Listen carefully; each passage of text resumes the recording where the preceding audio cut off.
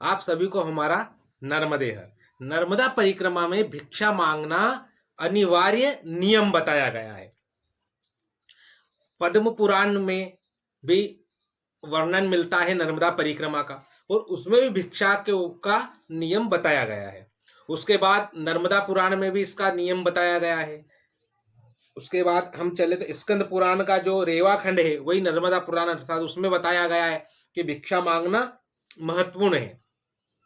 मार्कंडे पुराण भी जो है उसमें भी महत्व में परिक्रमा के बताया गया है। भिक्षा मांगना नर्मदा परिक्रमा के दौरान अनिवार्य नियम है। अगर हम परिक्रमा करने जा रहे हैं तो हमको भिक्षा मांगकर ही हमारा उदर पोषण करना है, और वो भी सिर्फ एक समय। अब देखिए, भिक्षा मांगकर हमें नर्मदा मैया में परिक्रमा तो करनी है, पर इससे हमें फायदा क्या होगा?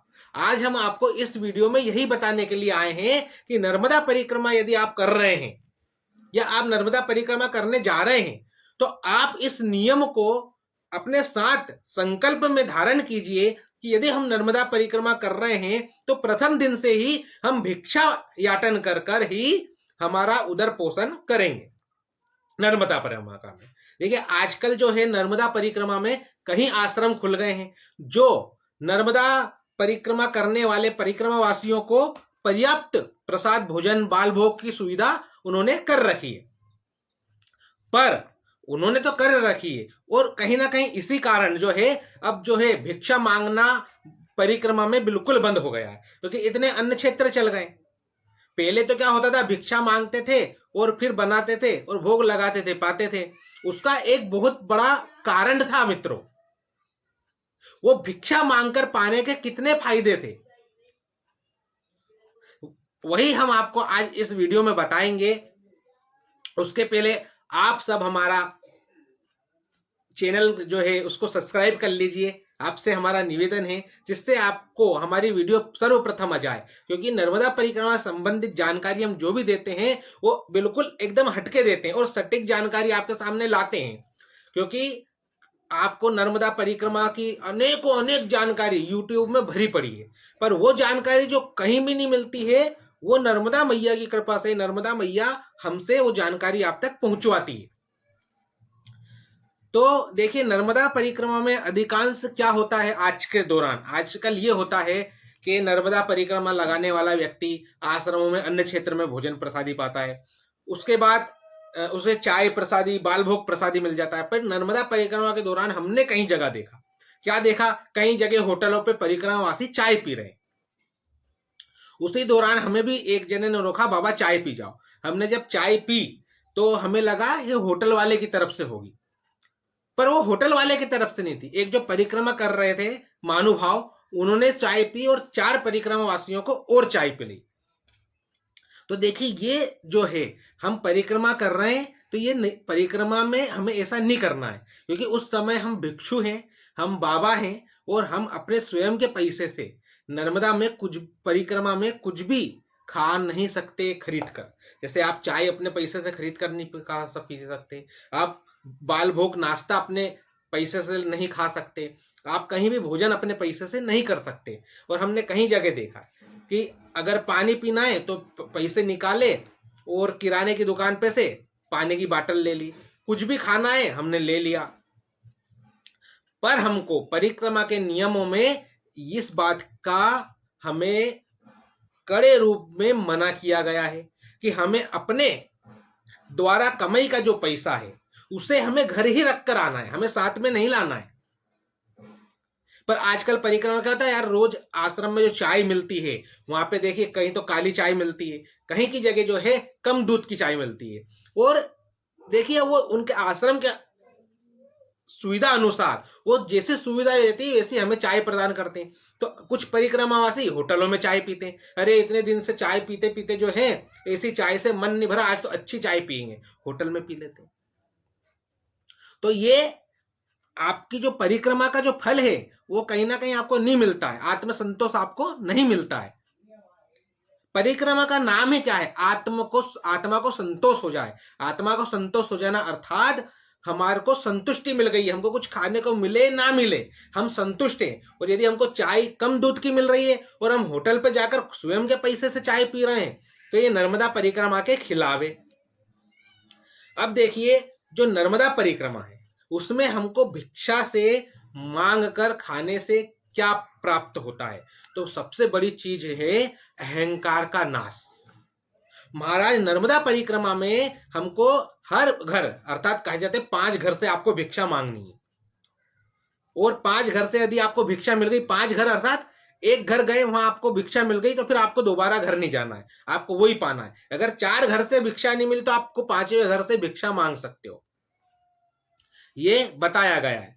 पर देखिए अब क्या हो रहा है, अब भिक्षा नहीं मांग रहे हैं। अब जब आप भिक्षा मांगेंगे, जैसे आप किसी के घर गए, तो आपने आवाज लगाई नर्मदे हर, कोई भी नहीं आया। फिर आपने आवाज लगाई नर्मदे हर, कोई भी नहीं आया। अब आपके मन में तीसरी बार में कहीं ना कहीं थोड़ी ग्लानि होने लगेगी, आपके मन में थोड़ी शर्मिंदगी महसूस होने लगेगी, अर्थात वो अहंकार आपको शर्मिंदा हो करता है।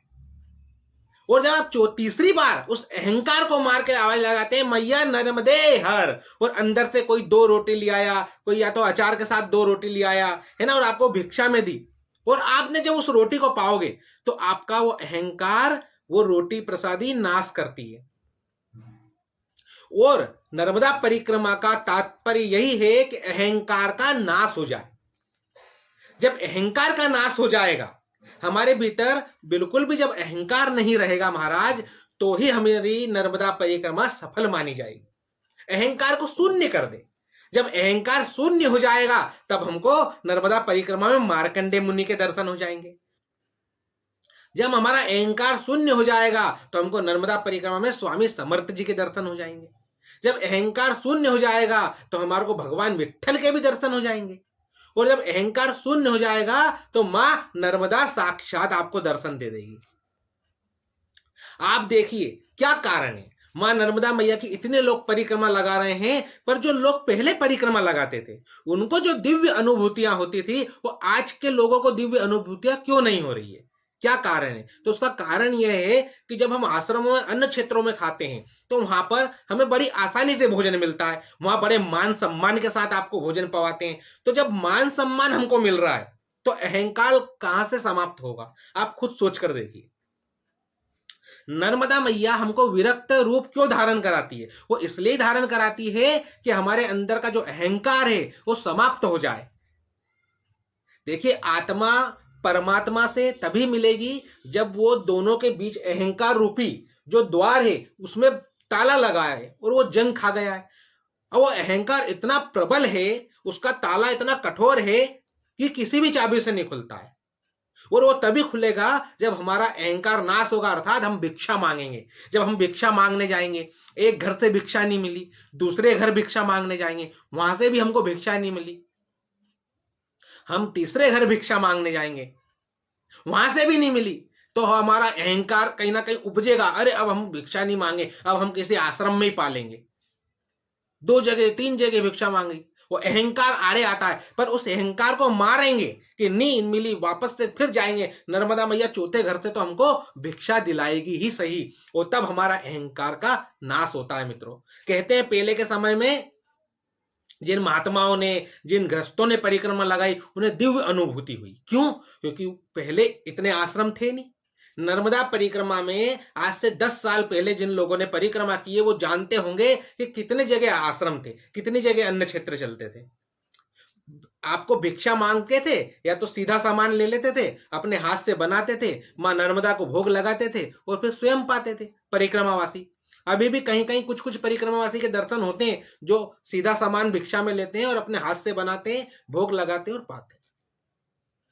इससे उनका अभिमान शून्य होता है। जब अभिमान शून्य हो जाएगा तो आध्यात्मिक में हमारा विकास होगा। जो अध्यात्म, अध्यात्म क्या है महाराज? अध्यात्म एक अमृत है, और वो अमृत कब प्राप्त होगा? भिक्षा मांगने से। क्योंकि कहा गया है भिक्षा अमृत तुल्य मानी गई है। जब भिक्षा हम लेंगे, वो अमृत को प्राप्त करेंगे, तो ऑटोमेटिक अध्यात्म का द्वार खुलेगा। और जब अध्यात्म का द्वार खुलेगा महाराज, तो आपको नर्मदा परिक्रमा में 2-2 3-3 दिन तक भूख ही नहीं लगेगी। ऐसे हमको कहीं संतों ने अपने अनुभव बताए हैं कि 2-2 3-3 4-4 दिन भूख नहीं लगेगी। भूख नहीं लगेगी, पर प्रॉफिट क्या मिलता है, शरीर में एक दिव्य ऊर्जा रहती है। 4 दिन से कुछ भी नहीं पाया है, पर फिर भी शरीर के अंदर एक दिव्य ऊर्जा है जो हमको थकने नहीं दे रही है, हमको रुकने नहीं दे रही है। हम बड़े प्रेम के साथ नर्मदा परिक्रमा में आगे बढ़ते जा रहे हैं, लगता ही नहीं है कि हम भूखे हैं। 4 दिन हो गए, हमारा शरीर थक चुका है। जैसे आपके सामने उदाहरण देखिए, अभी जो नर्मदा परिक्रमा जो दादा गुरु लगा रहे हैं, वो कहते हैं नर्मदा के जल पर ही नर्मदा परिक्रमा लगा रहे हैं, वो अन्य को ग्रहण ही नहीं करते, वो परिक्रमा लगा सकते हैं, तो आप भी लगा सकते हो। देखिए, भले ही वो महात्मा है, पर है तो इंसान, इंसान स्वरूप में ही है ना। अगर कोई दिव्य विभूति है, पर है तो इंसान के स्वरूप में। जब वो मनुष्य शरीर धारण कर कर इस मुकाम पर पहुंच सकते हैं नर्मदा मैया की कृपा से, तो एक साधारण नर्मदा परिक्रमा लगाने वाला व्यक्ति भी उस मुकाम पर पहुंच सकता है। वो भी निराहार रहकर और पूरी नर्मदा मैया की नर्मदा जल पर परिक्रमा लगा सकता है। कब? जब हमारी आस्था सच्ची हो नर्मदा मैया के प्रति, तो आपका आध्यात्मिक विकास ऑटोमेटिक होने लगेगा महाराज। आपको कई दिव्य संतों की अनुभूति होगी, दर्शन होंगे। आप जिस मंदिर में जाएंगे वहां आपको पॉजिटिविटी महसूस होगी। आप जब नर्मदा मैया में चलेंगे परिक्रमा में, तो आपको ऐसा लगेगा नर्मदा मैया आपके साथ चल रही। तो भिक्षा मांगने से एक और हमको प्लस पॉइंट यह होता है महाराज, कि जो समाज से जुड़ाव होता है। अभी देखिए, अब आप जब आश्रम में गए, वहां पे आप किसी एक महात्मा से मार्गदर्शन में आ गए, या वहां के सेवक से आपकी बातचीत हो गई, है ना। पर जब आप भिक्षा मांगने जाते हैं, तो आप किसी के द्वार जाते हैं, वहां आपसे वो दो बात करता है ना। वहां से आपका सामाजिक जुड़ाव बढ़ता है। जो नर्मदा खंड में जितने भी लोग रहते हैं, उनके घर आप जाते हैं, तो उनसे आपके संबंध बनते हैं। कुछ आप उनको देते हैं और कुछ आप उनसे ग्रहण करते हैं। आदान प्रदान होता है आध्यात्म का। क्योंकि जब वो आपको अन्न दान देते हैं, वो आपको रोटी सब्जी देंगे, अचार रोटी देंगे, आपको वो दूध देंगे, छाछ देंगे, दही देंगे, तो आप भी तो उनको अध्यात्म दोगे। अध्यात्म अर्थात जो नर्मदा मैया के किनारे आप चल रहे हो, तो नर्मदा मैया जो आपको तेज प्रदान करती है, पुण्य प्रदान करती है, आपके द्वारा वो पुण्य उनको जाते हैं। पर यदि हम आश्रम में जाएंगे और सीधा साधा आश्रम में गए और आराम से उन्होंने पंगत लगाई, आराम से बैठे, बढ़िया। अब तो कई आश्रमों में थाली भी वो स्वयं दे देते हैं, या तो कई जगह तो पत्तल लगा देते हैं, तो हमारे को हमारी थाली मांजने की भी आवश्यकता नहीं पड़ती है। पर यह नियम है कि आपको आपकी थाली में ही पाना है। कितनी जगह हमने देखा है कि वहां की जगह अगर कोई दूसरी थाली देता है, तो परिक्रमावासी अपनी थाली लेकर नहीं जाते। आप किसी साधु से इस विषय में पूछिए, आपके पात्र में यदि आप क्यों नर्मदा परिक्रमा में हमको हमारा पात्र ले जाना है, इसके पीछे कुछ तो कारण होगा। हम ये अगली वीडियो में आपको विस्तार से बताएंगे। अगर इस विषय में बताने लगेंगे तो वीडियो ज्यादा लंबी हो जाएगी। तो आप आश्रम में पाने की बजाय भिक्षा मांग कर पाइए। उससे क्या होता है, अहिंसा और संतोष। आप देखिए जैन मुनि को आपने देखा, ऐसे हाथ में लेते हैं और अपने हाथ से ही पाते हैं भिक्षा याटन कर कर। क्यों? आप जैन मुनि को देखो, बिल्कुल उनके अंदर अहिंसा है ही नहीं। हमने कितना देखो, आप किसी जैन मुनि को आप लड़ते हुए नहीं देखोगे। क्यों? क्योंकि उन्होंने अहिंसा पर विजय प्राप्त कर ली। किससे? भिक्षा से। देखो बौद्ध मुनि जो है, कितने बौद्ध लोग हैं, वो भी जो है भिक्षा मांगते हैं। भिक्षा से संतोष प्राप्त होता है, और जब संतोष हमारे हृदय में आ जाएगा, तो हमको भगवान तो अनिवार्य है, अवश्य ही प्राप्त हो जाएंगे। नर्मदा परिक्रमा में भिक्षा का बड़ा महत्व है महाराज। आप देखिए, आपके द्वार पर कोई भिक्षा मांगने आता है, तो कितने लोग तो भगा देते, क्या कहते हैं, अरे तू तो हट्टा कट्टा है, कमा के खा ले। तो हमारे मन में ये भाव आएगा कि भाई हमारे द्वार पर कोई भिक्षा मांगा और आज हम किसी के द्वार पर जाए, वो अभिमान शून्य करेगा। और फिर आपको एक दिव्य अनुभूति होगी, किस चीज की? नर्मदा मैया की व्यवस्था की, कि नर्मदा मैया आपकी कैसी व्यवस्था करती है। आप एक बार नर्मदा मैया में भिक्षा मांगना आरंभ कर दीजिए। और हम तो कहें और जो नर्मदा पुराण कह रहा है, स्कंद पुराण कह रहा है, मार्कंडे पुराण कह रहा है कि भिक्षा मांगकर नर्मदा परिक्रमा करें, तो कर तो देखिए क्या दिव्य अनुभूति होती है। और यदि कोई भक्त है महाराष्ट्र से, जो भक्त देख रहे हैं देखिए, क्योंकि महाराष्ट्र से बहुत समय पहले से नर्मदा परिक्रमा कर रहे हैं भक्तगण, तो नर्मदा परिक्रमा का जितना अनुभव महाराष्ट्र के लोगों के पास है, उतना अनुभव हमें ऐसा लगता है कि दूसरे राज्य के लोगों के पास कम होगा। तो इसलिए महाराष्ट्र के भक्त अपना अनुभव इस वीडियो के कमेंट में जरूर साझा करें, अगर आपने भिक्षा मांगकर नर्मदा परिक्रमा की है तो, क्योंकि आपके अनुभव से, क्योंकि लोग कमेंट पढ़ते हैं महाराज, अगर आप कमेंट करेंगे अपने अनुभव तो लोगों को मार्गदर्शन प्राप्त होगा। तो भिक्षा से हमारा मन जो है वो शांत हो रहता है। देखिए नर्मदा परिक्रमा लगा तो रहे हैं पर मन अशांत है, भटक रहा है इधर उधर। जो नर्मदा परिक्रमा लगाने वाले जो लोग हैं, जो लगा रहे हैं, वो कभी अपने मन में विचार करके देखें, क्या हमारा मन शांत हो चुका है? हमारा मन क्या जो अहंकार से छूट चुका है? क्या हमें अध्यात्म में हमारी उन्नति हो चुकी है? नर्मदा परिक्रमा लगाने वाले परिक्रमावासियों को यह बात विचार करना चाहिए, क्योंकि अगर हमारे शास्त्र नर्मदा पुराण अगर कह रहा है भिक्षा मांगकर पाओ, तो कुछ तो कारण होगा।